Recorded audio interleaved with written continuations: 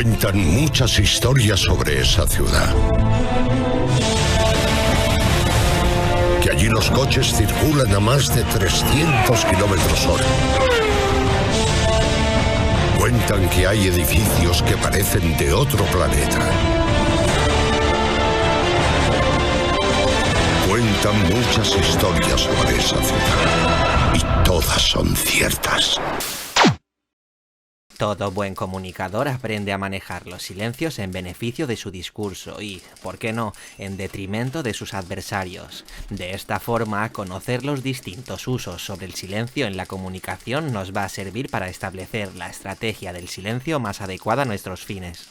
El silencio de ocultación consiste en el soterramiento de cualquier dato o información que beneficie a nuestro interlocutor o de cualquier otro que perjudique a los nuestros. Se puede entender este tipo de silencio de ocultación como una forma de evitar cualquier digresión que nos aleje de nuestro discurso o derive en otro debate que no nos interesa. En cualquier caso, la ocultación de datos puede implicar una manipulación o un engaño en tanto en cuanto supone un manejo interesado de la información y, por consiguiente, puede tener implicaciones éticas para el locutor.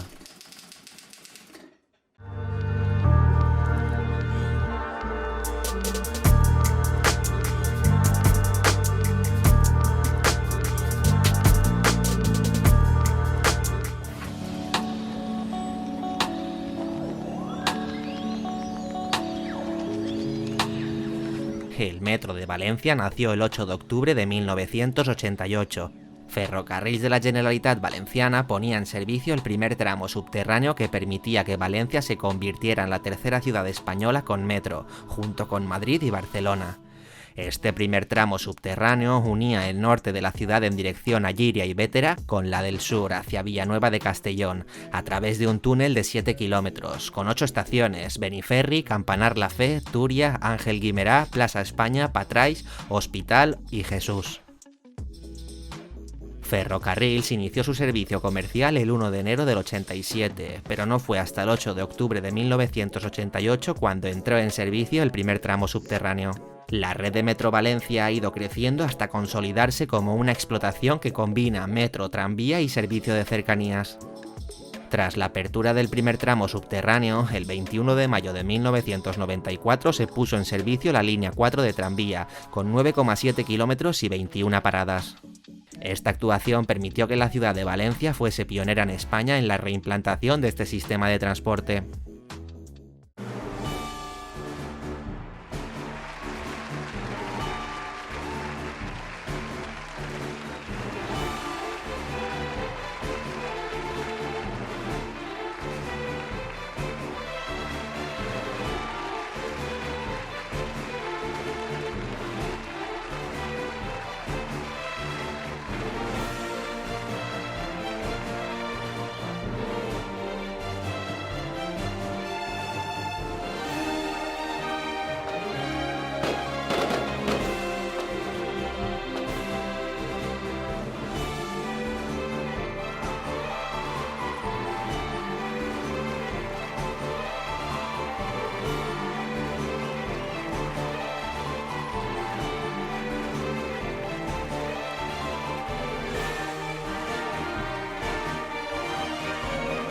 Valencia fue designada como sede del quinto Encuentro Mundial de las Familias por el entonces anterior pontífice Juan Pablo II, a petición del rey Juan Carlos I y de los obispos españoles, y se celebró el 8 y el 9 de julio de 2006.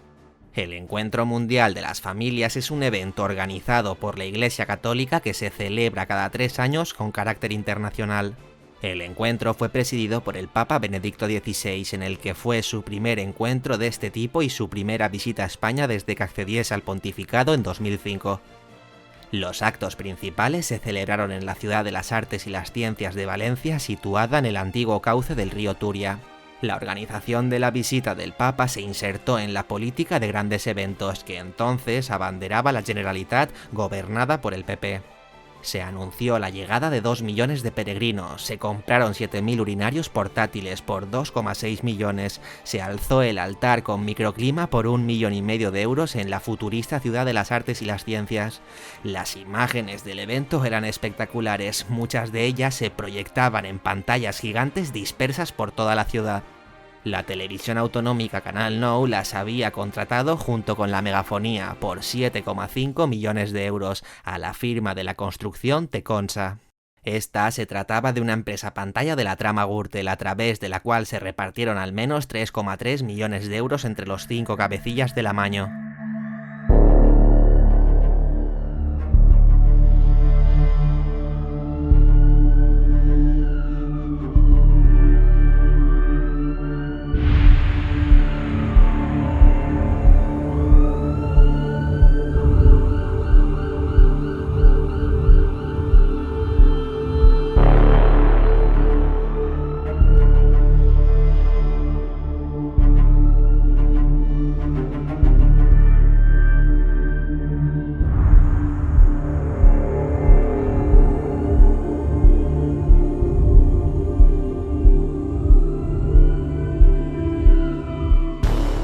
Lunes 3 de julio de 2006, solo 5 días antes de la llegada del Papa, aproximadamente sobre las 13:03 horas, un tren de la entonces línea 1 del metro de Valencia que se dirigía a Torrent y que transportaba unas 150 personas, descarriló en la entrada de la estación de Jesús, causando la muerte de 41 personas en el acto y de 2 más en los días posteriores, e hiriendo con mayor o menor gravedad a otras 47. Este accidente supone el más grave percance ocurrido en una vía de metro en España y el segundo más grave de toda Europa, y el cuarto a nivel mundial. Tristemente, solo es superado a nivel nacional por el accidente ferroviario del Albia con destino a Santiago de Compostela, que en 2013 dejó la funesta cifra de 79 personas fallecidas. Este dramático hecho, como os comentaba, ocurrió a 5 escasos días del Encuentro Mundial de las Familias, y claro, todas las autoridades del gobierno valenciano de aquel entonces estaban muy pendientes, hasta incluso se podría decir que de manera excesivamente crispada, de la visita del Santo Padre a la ciudad. Ni un solo político ni técnico dimitió jamás por esta tragedia. Me siento muy cercano con la oración a todos los que han vivido recientemente luto en esta ciudad y con la esperanza en Cristo resucitado, que da aliento y luz aún en los momentos de mayor desgracia humana. Ese día arranca paralelamente la historia de una lucha por la justicia contra el sistema judicial, la historia de las familias de las víctimas, la historia de un cúmulo de errores, la de cómo la corrupción y la malversación de dinero público hizo posible que aquel metro descarrilase. Comenzaba una larga lucha por parte de los familiares para depurar responsabilidades políticas y penales de lo ocurrido. Las primeras confirmaciones de la caja negra del convoy del metro siniestrado revelaron que el tren circulaba a 80 km por hora en una curva en la que la velocidad estaba limitada a 40 km. El 5 de julio, la Catedral de Valencia acogió el multitudinario funeral en memoria de las personas fallecidas en el accidente de metro ocurrido en esta ciudad y que fue presidido por los Reyes. Este accidente despertó el lado más solidario de los valencianos, que acudieron masivamente a donar sangre, doblando el número habitual de donaciones que se registraba en el centro de transfusiones de la comunidad. Desde que ocurrió el accidente, el entonces presidente Francisco Camps se negó a recibir a las víctimas pese a insistir en que las llevaba en su corazón. El relato ofrecido por los cargos políticos señalaba a un único culpable: el conductor. Pero los familiares de las víctimas descartaron el fallo humano como una única causa del siniestro y apuntaron desde el principio a una falta de seguridad en la zona. En la primera comisión para esclarecer el accidente, en agosto de 2006, el PP hizo uso de la mayoría absoluta para vetar comparecientes, censurar documentación y legitimar la versión de que el accidente fue imprevisible e inevitable, y que la única causa fue la velocidad y la culpa del conductor. El siniestro más grave de un suburbano en Europa se resolvió en 4 días, llegando a haber 32 comparecencias, convirtiéndose en la más corta de la historia parlamentaria. Lógicamente, para los gobernantes y para mucha parte de la sociedad valenciana no había mucho tiempo para explayarse en las causas de este fatal accidente. El presidente de la comisión de investigación comentaba entonces: "Yo creo que el Parlamento tiene que ser lo suficientemente sensible para no dilatar estas cuestiones, porque lo único que están haciendo es hurgando en la herida profunda de esas personas". Según el informe de una segunda comisión, los principales responsables políticos fueron Francisco Camps, el entonces presidente de la Generalitat Valenciana, Víctor Campos, ex vicepresidente encargado de gestionar las ayudas, Serafín Castellano, el que era portavoz del PP en las Cortes, y el exdirector general José Vicente Domine.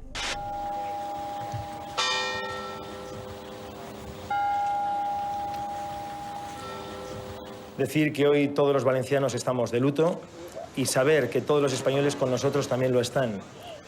Todo nuestro corazón y todo nuestro sentimiento está con los familiares de los fallecidos y también de los heridos que están viviendo momentos de auténtica amargura personal y familiar.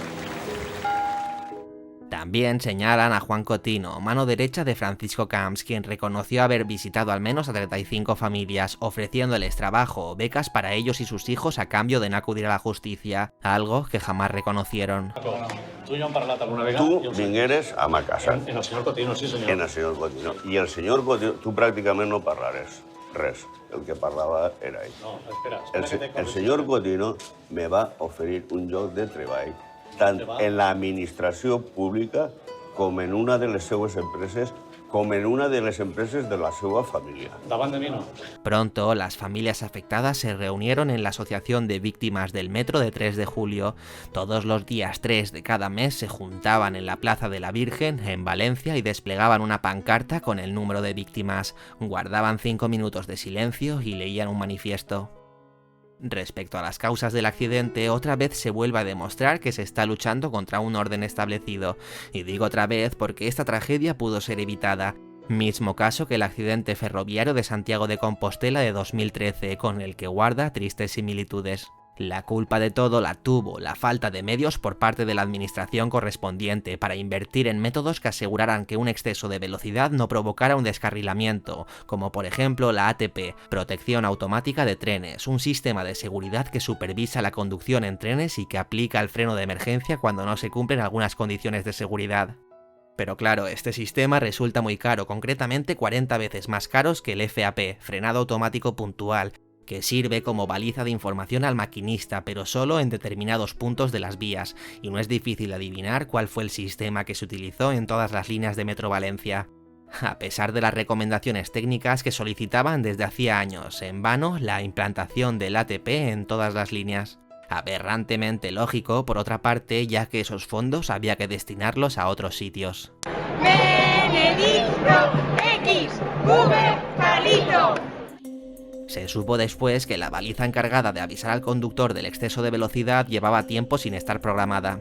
Pero todavía hay más. El 21 de octubre de 2012, el periódico El Mundo desvelaba que la unidad de metro de Valencia que había sufrido el accidente en 2006 ya había sufrido un accidente con las mismas características 3 años antes. En la documentación a la que tuvo acceso el periódico El Mundo se transcribía que a las 14:44 horas del 30 de junio de 2003 se produjo en la localidad valenciana de Alcácer, en la misma línea 1, un descarrilamiento de la unidad muy similar a la del 2006, aunque sin consecuencias. La gerente de los ferrocarriles y toda la cúpula directiva ocultaron el accidente tanto en las Cortes como en la instrucción judicial, pese a que el diputado socialista Andrés Perelló preguntó expresamente si la unidad había sufrido antes algún que otro descarrilamiento. Así quedó la unidad de metro que descarriló en Valencia, siniestra. Se trata de esta máquina, una UTA 3736, una unidad que, según declararon los responsables de ferrocarriles de la Generalitat Valenciana al perito judicial y a la jueza que investigó la tragedia en la que murieron 43 personas, jamás había sufrido un descarrilamiento previo. Pero podrían haber mentido. Según informa Diario de Levante, la misma máquina, una UTA 3736, tuvo 3 descarrilamientos previos al accidente de metro. Primer descarrilamiento, 1994. Ocurrió el 5 de noviembre entre Masarrochós y Moncada. El motivo, una rotura de la banda de rodadura de la unidad. Segundo descarrilamiento, 1998. El convoy circulaba a una velocidad de 30 km/h cuando descarriló entre Alberic y Villanueva de Castellón. El maquinista asegura que las vías estaban francamente mal. Hoy sigue sin saberse exactamente cuáles fueron los motivos. La vía, la unidad. Ese maquinista asegura al periódico levantino que la UTA 3736 no eran unidades preparadas para el metro. Pero meses antes, el domingo 19 de febrero de 2012, de nuevo el mismo periódico demostraba que la empresa pública Ferrocarrils de la Generalitat había contratado en 2006 los servicios de una consultora para leccionar a los técnicos que debían comparecer en las Cortes Valencianas tras el accidente. El objetivo era que todos defendieran sin fisuras que lo ocurrido en la línea 1 del Metro Valencia había sido un accidente inevitable. Lo que no se habla no existe. Entonces ellos ni hablan ni contestan. No existe para ellos.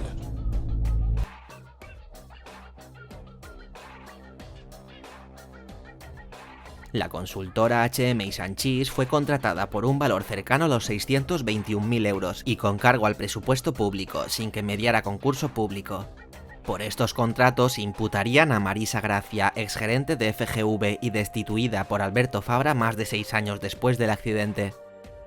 El título del documento era Reflexiones para la comparecencia en la Comisión de Investigación en las Cortes Valencianas, y el primer párrafo decía: su objetivo en esta comparecencia debe ser, le pregunten lo que le pregunten y se desarrolle como se desarrolle, transmitir a los miembros de la comisión que lo ocurrido ha sido un accidente, cuya causa ha sido el exceso de velocidad y que este exceso no puede ser atribuido a ninguna deficiencia técnica, ni a ninguna dejación de responsabilidades, ni a ningún incumplimiento de acuerdos, pues la línea 1 es totalmente segura.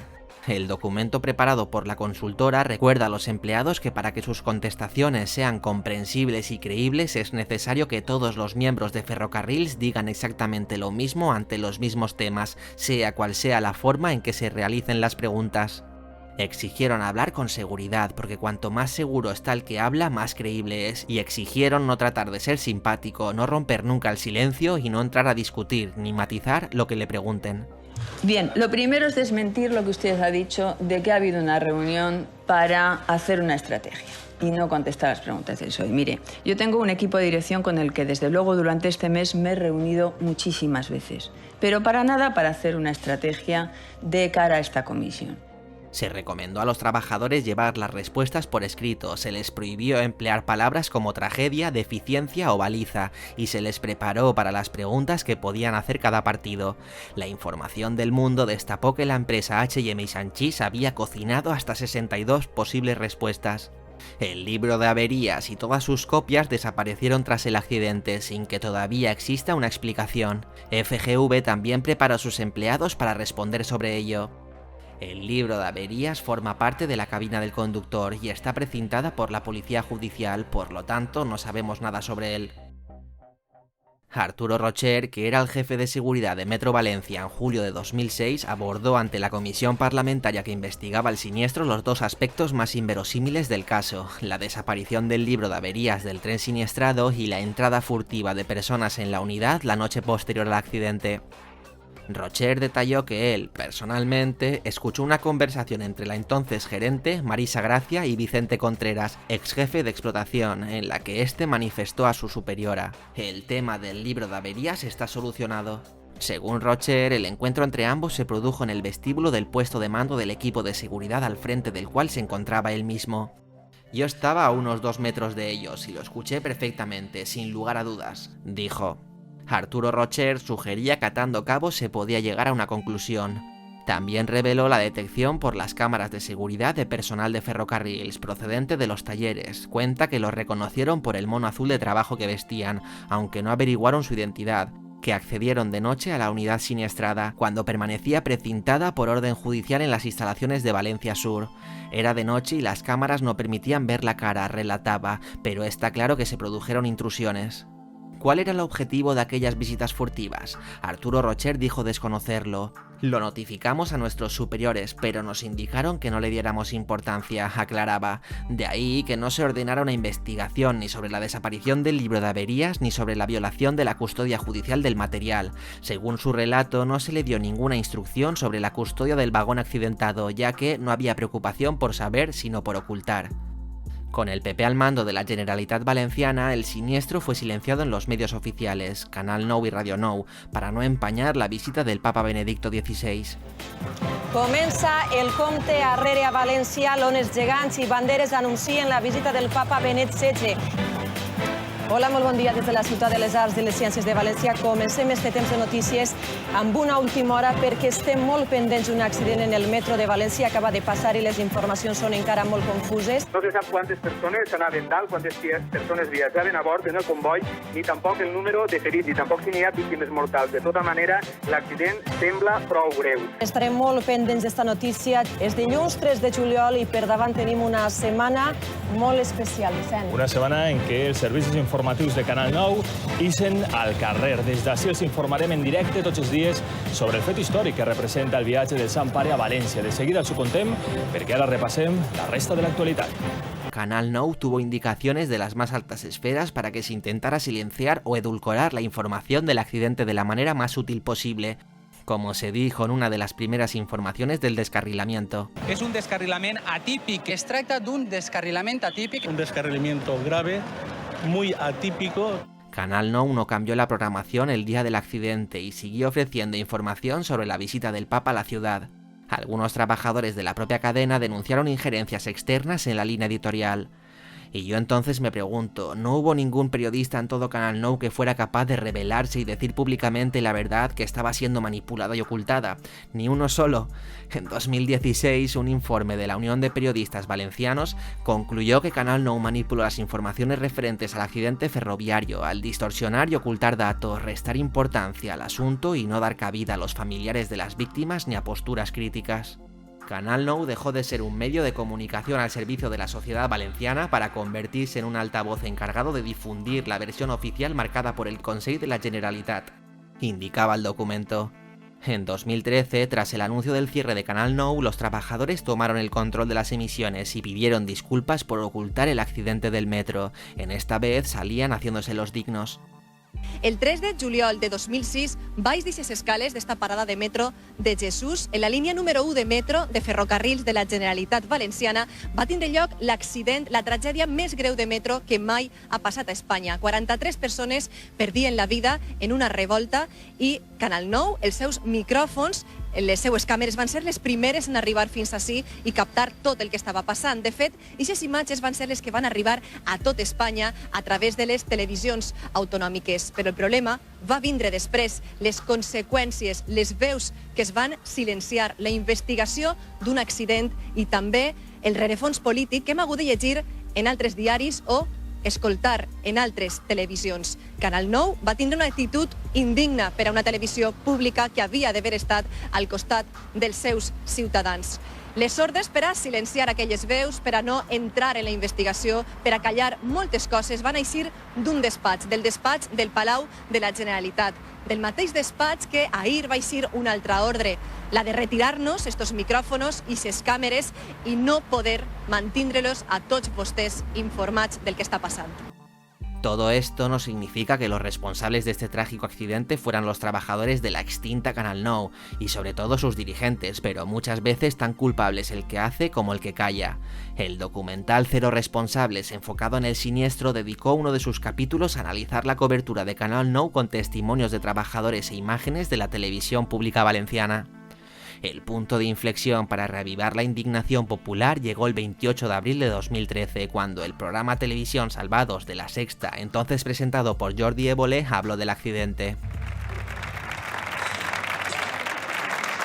Por recibir y devolver a la actualidad con las armas del mejor periodismo audiovisual. El Ondas a la mejor cobertura especial o informativa en televisión es para Salvados, por su programa dedicado al accidente del metro de Valencia. En ese programa había mucha gente que no quería que lo hiciésemos. Hubiesen preferido que nos hubiésemos quedado callados. Pero yo creo que en esta profesión cada vez vale menos la pena quedarse callado. Porque aunque te quedes callado, cuando llega la época de vacas flacas, te pegan la patada en el culo, como ha pasado recientemente con los compañeros de Canal 9.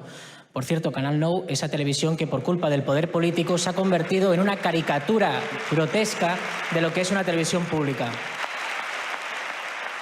Las concentraciones de la asociación en la Plaza de la Virgen reclamando justicia pasaron de tener una asistencia de 200 personas a 5.000.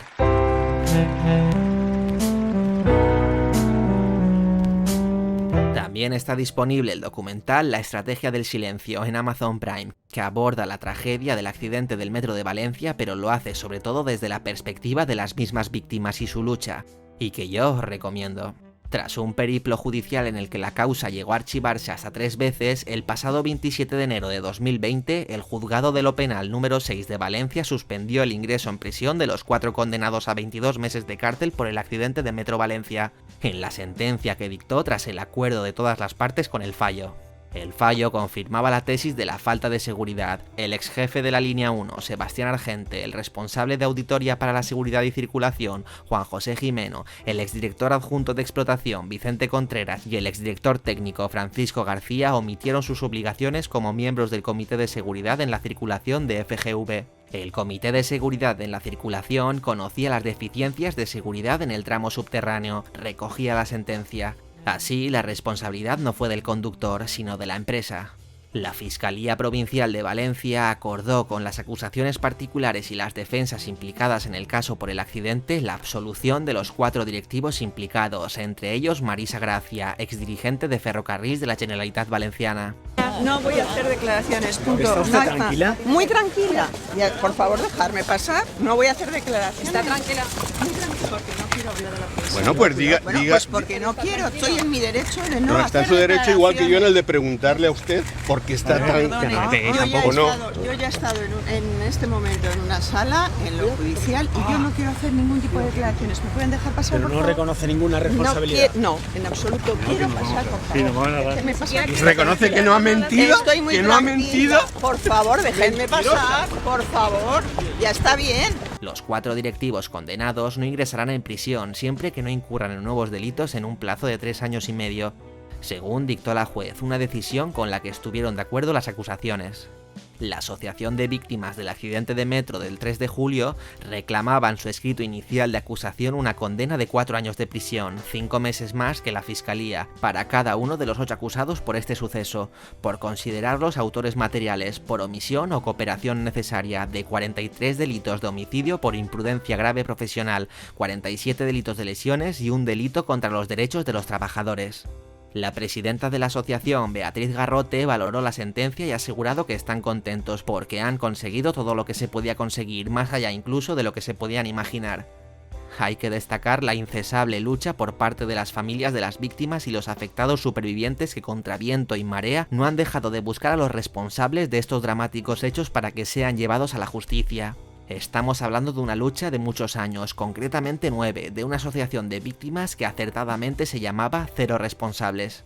La lucha incansable de los familiares consiguió que la Comunidad Valenciana aprobase una ley de seguridad ferroviaria que incluiría una de las peticiones principales de las víctimas, la creación de una comisión independiente para analizar incidentes ferroviarios e investigar accidentes.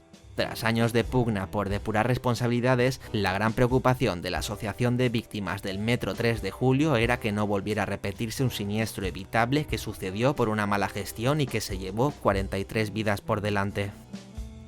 Muchas gracias.